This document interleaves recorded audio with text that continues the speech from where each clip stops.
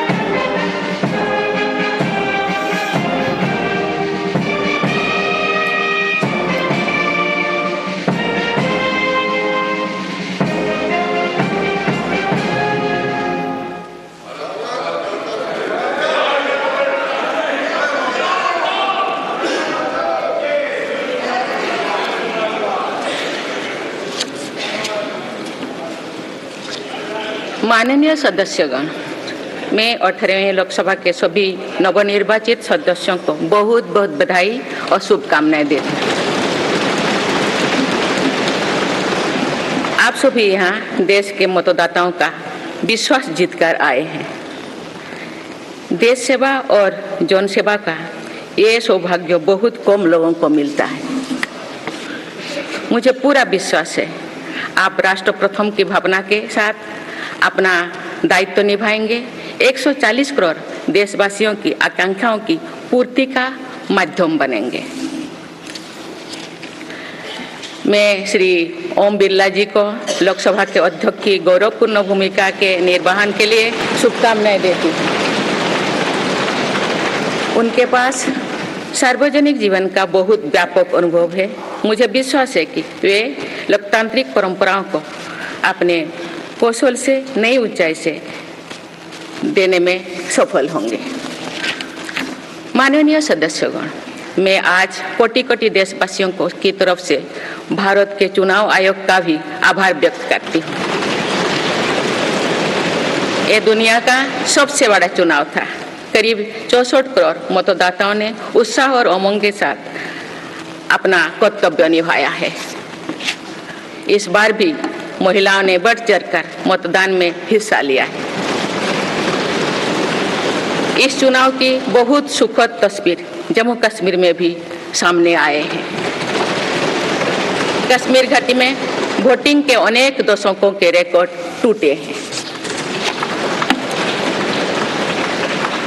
बीते 4 दशकों में कश्मीर में हमने बंद और हड़ताल के बीच कम मतदान का दौर ही देखा था।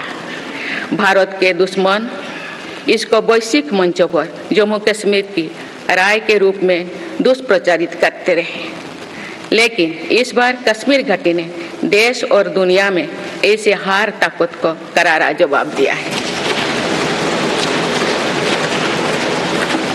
पहली बार इस लोकसभा चुनाव में घर पर जाकर भी मतदान कराया गया है। मैं लोकसभा चुनाव से जुड़ी हर कर्मी को सराहना करती हूं और अभिनंदन करती हूं। माननीय सदस्यगण, 2024 के लोकसभा चुनाव की चर्चा आज पूरी दुनिया में हो रही है। दुनिया देख रही है कि भारत के लोगों में लगातार तीसरी बार स्थिर और स्पष्ट बहुमत की सरकार बनाई है।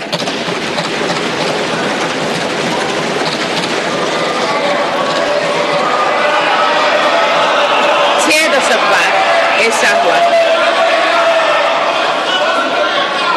6 दशक बाद ऐसा हुआ है।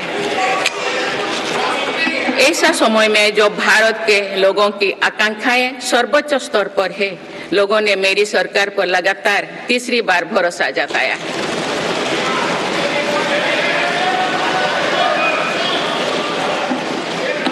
भारत के लोगों को ये पूर्ण विश्वास है कि उनकी आकांक्षाएं सिर्फ मेरी सरकार ही पूरा कर सकती है।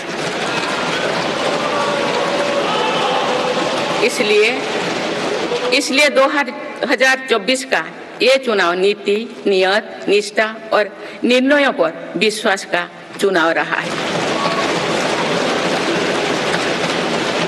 मजबूत और निर्णायक सरकार में विश्वास, सुशासन, स्थिरता और निरंतरता में विश्वास, ईमानदारी और कड़ी मेहनत में विश्वास, सुरक्षा और समृद्धि में विश्वास, सरकार की गारंटी और डिलीवरी पर विश्वास, विकसित भारत के संकल्प में विश्वास। मेरी सरकार ने 10 वर्षों से सेवा और सुशासन का जो मिशन जनाया है, ये उस पर मुहर है। ये जनादेश है कि भारत की विकसित बनाने का काम बिना रुके चलता रहे और भारत अपने लक्ष्यों की प्राप्ति करते रहे।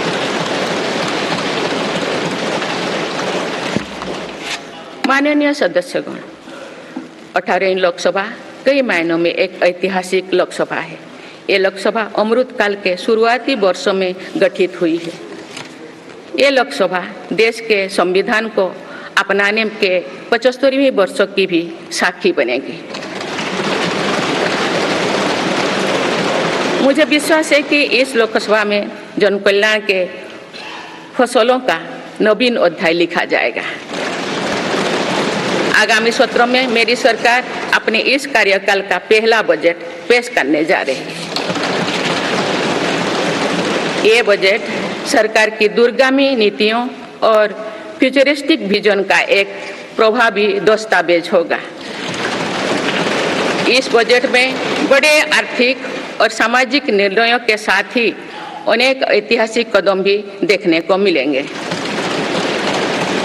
भारत के तेज विकास की जन आकांक्षाओं का पूरा करने के लिए रिफॉर्म्स की गति अब और तेज की जाएगी। मेरी सरकार का मत है कि दुनिया भर में निवेशकों को आकर्षित करने के लिए राज्य में स्वस्थ स्पर्धा हो। यही कॉम्पिटिटिव कोऑपरेटिव फेडरलिज्म की सच्ची स्पिरिट है। राज्यों के विकास से देश का विकास, इसी भावना के साथ हम आगे बढ़ते रहेंगे। माननीय सदस्यगण, रिफॉर्म, परफॉर्म और ट्रांसफॉर्म के संकल्प ने आज भारत को दुनिया की सबसे तेजी से बढ़ने वाली अर्थव्यवस्था बना दिया है। 10 साल में भारत 11वें नंबर की अर्थव्यवस्था से ऊपर उठकर 5वें नंबर पर पहुंचा है। साल 2021 से लेकर साल 2024 के बीच भारत में औसतन 8% की रफ्तार से विकास किया है और ये ग्रोथ सामान्य समय में नहीं हुई है।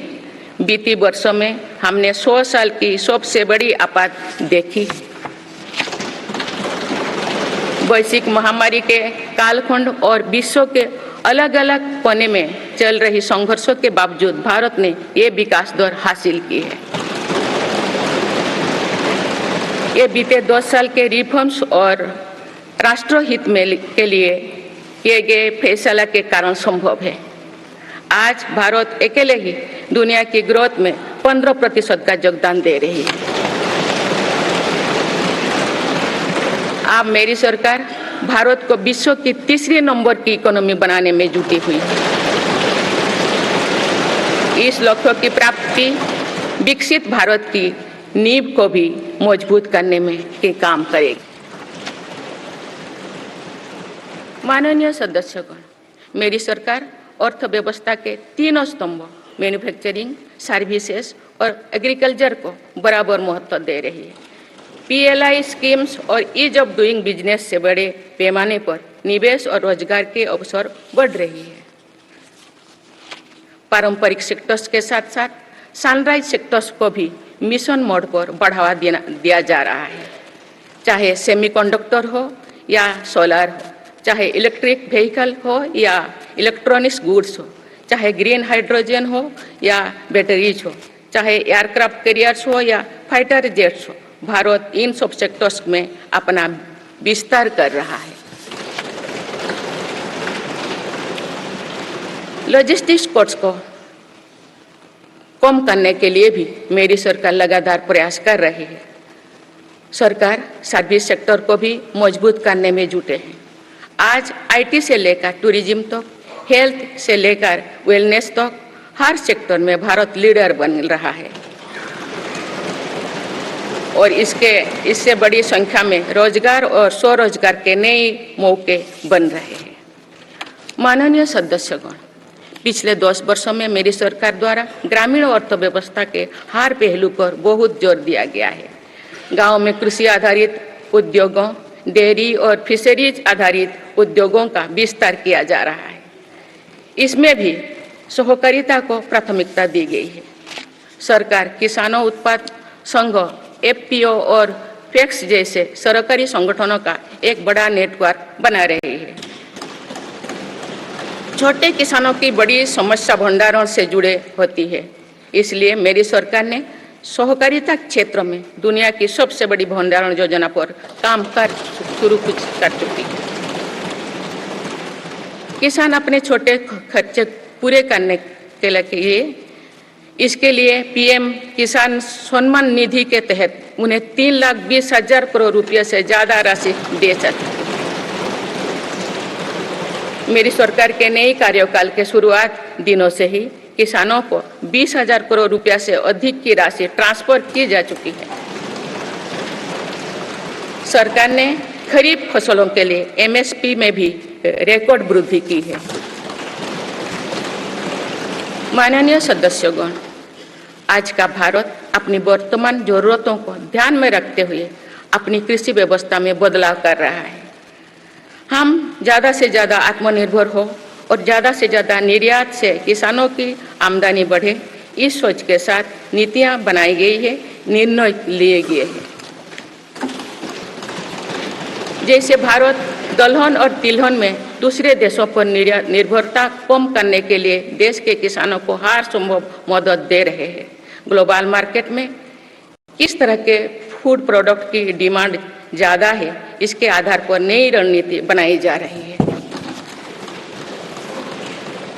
आजकल ऑर्गेनिक उत्पादों को लेकर दुनिया में डिमांड तेजी से बढ़ रही है। भारत के किसानों के पास इस डिमांड को पूरा करने के भरपूर क्षमता है। इसलिए सरकार प्राकृतिक खेती और इससे जुड़ी उत्पादों की सप्लाई चेन को सशक्त कर रही है। ऐसे प्रयासों से किसानों का खेती पर होने वाला खर्च भी कम होगा और उनकी आय भी और बढ़ेगी। माननीय सदस्यगण, आज का भारत दुनिया की चुनौतियां बढ़ाने के लिए नहीं बल्कि दुनिया को समाधान देने के लिए माना जाता है। विश्व बंधु के तौर पर भारत ने अनेक वैश्विक समस्याओं के समाधान को लेकर पहल की है। जलवायु परिवर्तन से लेकर खाद्य सुरक्षा तक, पोषण से लेकर सस्टेनेबल एग्रीकल्चर तक हम अनेक समाधान दे रहे हैं। हमारे मोटे अनाज श्री अन्न की पहुंच सुपर फूड के तौर पर दुनिया के कोने कोने में हो, इसके लिए भी अभियान चल रहा है। भारत की पहल पर पूरी दुनिया ने वर्ष 2023 में इंटरनेशनल मिलेट्स ईयर मनाया है। आपने देखा है हाल ही में पूरी दुनिया ने अंतर्राष्ट्रीय योग दिवस भी मनाया है। भारत की इस महान परंपरा की प्रतिष्ठा विश्व में लगातार बढ़ रही है। योग और आयुष को बढ़ावा देकर भारत एक स्वस्थ विश्व के निर्माण में मदद कर रही है। मेरी सरकार ने रिन्यूएबल एनर्जी की क्षमता भी कई गुना बढ़ाई है। हम जलवायु से जुड़े लक्ष्यों को निर्धारित समय से पहले प्राप्त करने की दिशा दिखा रहा है। नेट जीरो के लिए आज भारत के प्रयास कई दूसरे देशों को प्रेरित कर रहे हैं। इंटरनेशनल सोलर अलायंस जैसे पहल पर आज रिकॉर्ड संख्या में दुनिया के देश हमारे साथ जुड़े हैं। माननीय सदस्यगण, आने वाला समय ग्रीन एरा यानी हरित युग का है। मेरी सरकार इसके लिए भी हर जरूरी कदम उठा रही है। हम हरित उद्योगों पर निवेश बढ़ा रहे हैं जिससे ग्रीन जॉब्स भी बढ़े हैं। ग्रीन एनर्जी हो या फिर ग्रीन मोबिलिटी, हर मोर्चे पर हम बड़े लक्ष्यों के साथ काम कर रहे हैं। मेरी सरकार अपने शहरों को दुनिया के बेहतरीन लिविंग स्पेस बनाने के लिए भी प्रतिबद्ध है। प्रदूषण से मुक्त, साफ सुथरे और सुविधा युक्त शहरों में रहना भारत के नागरिकों का हक है। विशेष रूप से छोटी शहरें और कस्बे में बीते 10 वर्षों से अभूतपूर्व निवेश किया गया है। भारत में आज दुनिया का तीसरे सबसे बड़ा डोमेस्टिक एविएशन मार्केट है। अप्रैल 2014 में भारत में सिर्फ 209 एयरलाइन रूट्स थे। अप्रैल 2024 में इनकी संख्या बढ़कर 605 हो गया है। हवाई यात्रा में हो रहे इस विस्तार का सीधा लाभ टियर 2, टियर 3 शहरों को हो रहा है।